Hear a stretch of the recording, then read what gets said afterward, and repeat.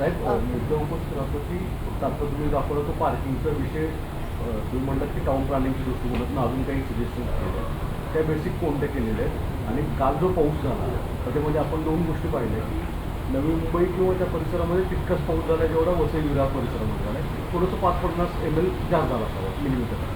तर तरीसुद्धा दोन्ही शहरांमधले जर बघितले तर मी काही त्यातला तज्ज्ञ नव्हे. मला असं वाटतं जी लोक तज्ज्ञ आहेत त्यांना सरकारने बोलवलं पाहिजे.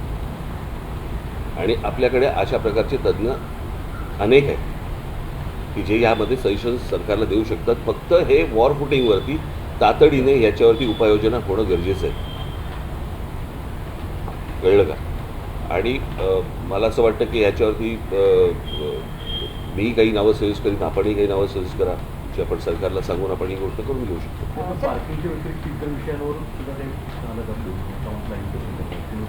नाही, आत्ता मला असं वाटतं हा विषय सगळ्यात गंभीर विषय आहे आणि तो म्हणजे ट्रॅफिकचा.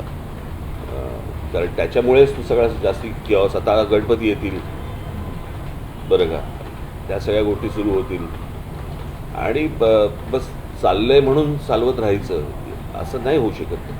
काही वर्षांपूर्वी मुंबई महानगरपालिकेनं विशेषतः शहर परिसरामध्ये अनेक विकासकांना जागा या वेगळ्या एका सेक्शनखाली सार्वजनिक पार्किंग उपलब्ध करून देण्यासाठी दिलेल्या होत्या. त्या पार्किंग तयार आहेत, परंतु तिथले दर जे आहेत ते सर्वसामान्यांना परवडणारे नाहीये. त्यामुळे तिथे कोणी जातच नाही. आता मी तुम्हाला सिंपल लॉजिक सांगतो की साधारणपणे आत्ता जर समजा गाड्यांचे दर पाहिले तर पार्किंगचा दर परवडायला काही हरकत नसेल. तुम्ही जर गाड्यांचे आत्ता सगळे दर बघा ना आत्ता काय आहेत ते. आणि साधारणपणे महिन्याला 2,000 आणि महिन्याला 1,500 आणि महिन्याला असे जर समजा 3,000 समजा असतील, बरोबर आहे, तुमची गाडी सेफ राहते, गाडी रस्त्यावरती त्रास देत नाही. सगळ्याच गोष्टी फुकट नाही मिळू शकत ना. मग जर समजा आपण तसं जर बघायला गेलं तर समजा आत्ता एखाद्या भागाचं समजा आता आपण असं पकडूया की साधारणपणे दादर भागामध्ये स्क्वेअर फुटाचा भाव काय चालू आहे? काय 70-80 हजार रुपये स्क्वेअर फूट चालू आहे ना. मग रस्त्यावरती जी गाडी तुम्ही पार्क करता तो किती स्क्वेअर फूट घेता? ते स्क्वेअर फुटात मोजायचे का आता? हां, असं करून नाही चालणार ना. मला असं वाटतं प्रत्येकाने या गोष्टींचा विचार केला पाहिजे. म्हणजे प्रत्येकाने याचा अर्थ माझ्या सकट सगळ्यांनी, मे बी काय दुसऱ्याला फक्त बोटं दाखवता अशाचा भाग नाही आहे. प्रत्येकाने या गोष्टींचा विचार केला पाहिजे. ही बर्बाद होतील शहरं. आणि आता आपण बर्बादीकडे चाललेलो आहोत. कशाचा पायपोस कोणात नाही. आज मुंबईमध्ये एवढ्या एजन्सीज काम करत असतात. म्हाडा आहे, मुंबई महानगरपालिका आहे, इतर सगळ्या कोणाच्या एकत्र बैठका होत नाहीत. आपण दरवेळेला सगळ्या गोष्टी विनोदाने म्हणत असतो की हे खणून गेले की हे येतात, मग हे खणून जातात, मग ते हे आपण विनोदाने बोलतो. पण मला असं वाटतं की ह्याचा एकदा काहीतरी सोक्षमोक्ष लागला पाहिजे ना. त्याचं उत्तम उदाहरण म्हणजे परवा तो मोनोचा जो प्रकार, तो काय झाला, ती तिरकी झाली.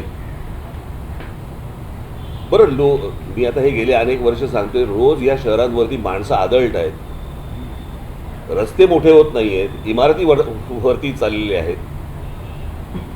नाही, मी आता त्या सिपिंगशी पण मी तेच बोलत होतो की आता हे तुमचा काय तो सी लिंकला तिथे त्या ब्रिज कॅन्टीच्या इकडे एक पार्किंगचा लॉट केला होता. तो काही प्रेशरने काढायला लावला.